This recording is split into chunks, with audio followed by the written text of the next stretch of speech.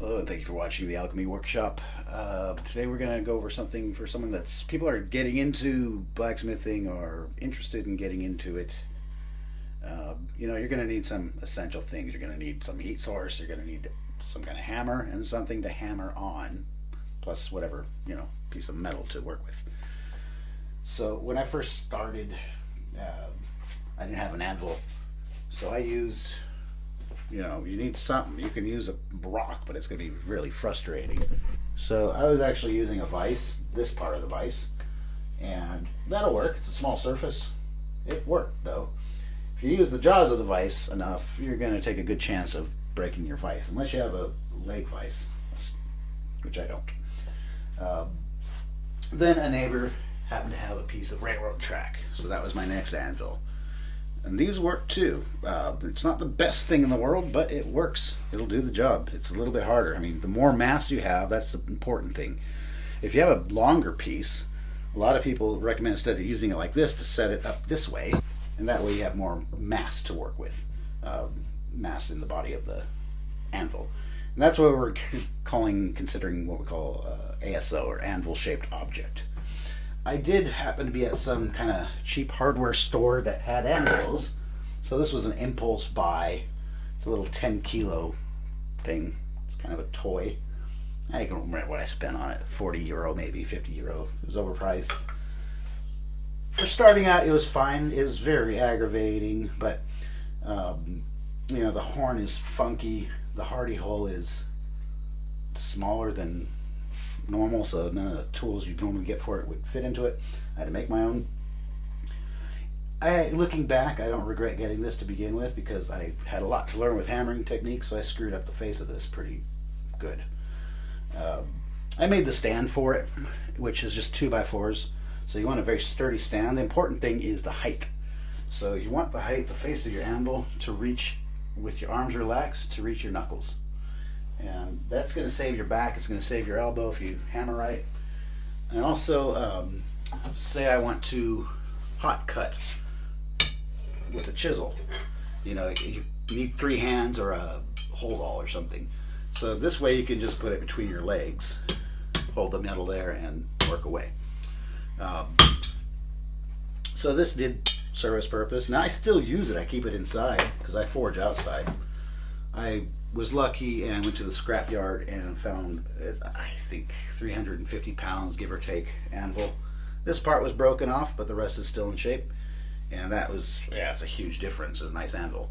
But finding a huge anvil when you're starting out, it's tricky. Thanks for Forged in Fire being on Netflix now, I believe. I've heard people saying in the States that the prices for anvils has skyrocketed in the demand for them. So it could be kind of hard to find one. And then, even the one I found in the junkyard, it was on a pile of old safes and stuff, like a good 10 feet high pile of scrap. The guy driving the crane was nice enough to get it down for me and put it in a wheelbarrow. So I was able to weigh it. I paid, I think, 60 euro for it because it's scrap. It's like 20 cents a kilo there. And getting it from the wheelbarrow to the trunk of my car was, I don't think I would have been able to do it. I was trying, and luckily some guy just happened to see me struggling with it and helped me out. Then I had a neighbor come and help me get it out of the trunk. I still got to build a stand for that one. It's outside. But that made a big difference. So really what you need is the mass. And when you go from a little crap toy like this to a proper size anvil, it's a huge difference. So people starting out, they're always looking for anvils or looking at this junk stuff on Harbor Freight or whatever. Best option you'd have really is if you have a junkyard you can go to where they let you buy scrap, go and look for anything with mass. Sometimes at a machine shop they'll have pieces of cut into a block, whatever. Last time I was at the scrapyard, I found even something like this. I mean, that's pretty small and light for an anvil, but I use it as an anvil for working with copper and stuff like that. It's nice to just keep on my workbench. If you look, you can find some bigger pieces that'll work probably better than some crap like this that you could buy. And really, if you're in a bind and you need to get an anvil and you are limited on funds, go to like your cheapest store. Like in the States, they have Harbor Freight. Buy the biggest sledgehammer you can find, hopefully bigger than that.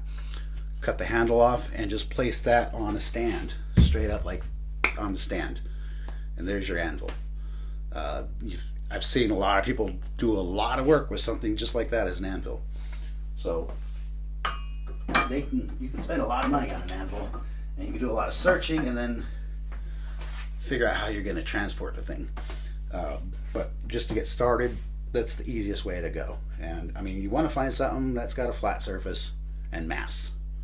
The bigger the better. So that is the most important thing, and that will get you by. And I mean, it's one of those things, one of those hobbies that the more you're doing it, the more you're gonna watch for these things to buy and find a good deal and find within your budget how to work.